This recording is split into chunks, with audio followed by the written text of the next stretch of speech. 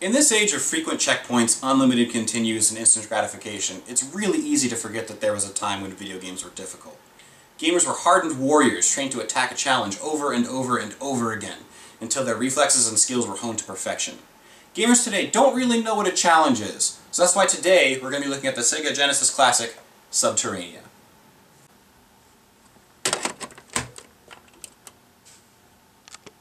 Sub-Terrania was developed by Zyrinx and released for the Sega Genesis in 1993. It's a shooter, but not a traditional one. The game is more focused on exploring the level to satisfy objectives rather than just blasting everything in sight. The first thing you'll notice upon starting the game is the controls, and they definitely take some getting used to. The B button activates your engines and propels you in whatever direction you may be facing. Subtle movements of the D-pad are required to navigate the game's tunnels, otherwise you're just going to wind up flying in circles. Your main opponent in the game isn't necessarily the assortment of enemies, despite this giant head being the boss of the second level. It's your ship's fuel gauge. Your fuel is constantly being depleted, even when you're not using your engines. Refills are scattered throughout the levels, but until you learn the layouts, expect to crash pretty often. Before each mission, you get a briefing showing you a side view of the entire level that clearly explains and marks your objectives. Make sure you pay attention, otherwise you wind up with absolutely no idea how to move on. Oh yeah, and the music is awesome. The soundtrack is actually done by a guy named Jesper Kyd, who's gone on to do a lot of other game soundtracks, but you'll probably know him best from the Assassin's Creed and Borderlands series.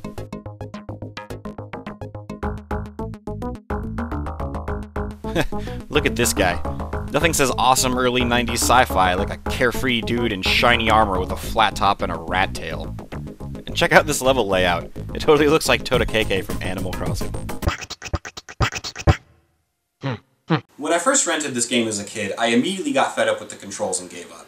I found it for sale for a few dollars at a used game sale years later, and I decided to give it another try.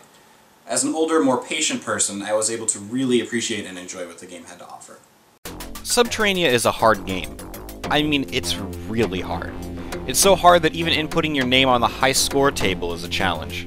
Expect to die over and over and over again.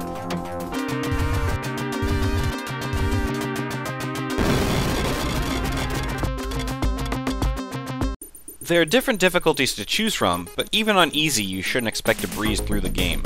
To be honest, I've still never beaten it. But regardless of how punishing the game can be, it's never unfair. Every time you die, it's clearly due to a mistake you made rather than the game being cheap. Sub-Terrania is a difficult game, but it's difficult for all the right reasons. It requires you to make mistakes and learn from them to better understand the layouts of the levels and how to better accomplish the goals that are laid out in front of you. It's the kind of game where you're going to lose all your lives and say, well, that sucks, better try again. If you're looking for a good old-school game to test your old-school skills against, Sub-Terrania is an awesome purchase. At the time of this filming, it goes for between $5 and $15 on eBay, and as it's a Genesis game, it's pretty easy to find a copy complete in the box. You just gotta deal with the weird label deterioration that happens to all Genesis games. Well, that's all for this episode, but I'll be back soon to drop more awesome forgotten games on you. In the meantime, make sure to check out the Backlog's website to keep up with what's going on.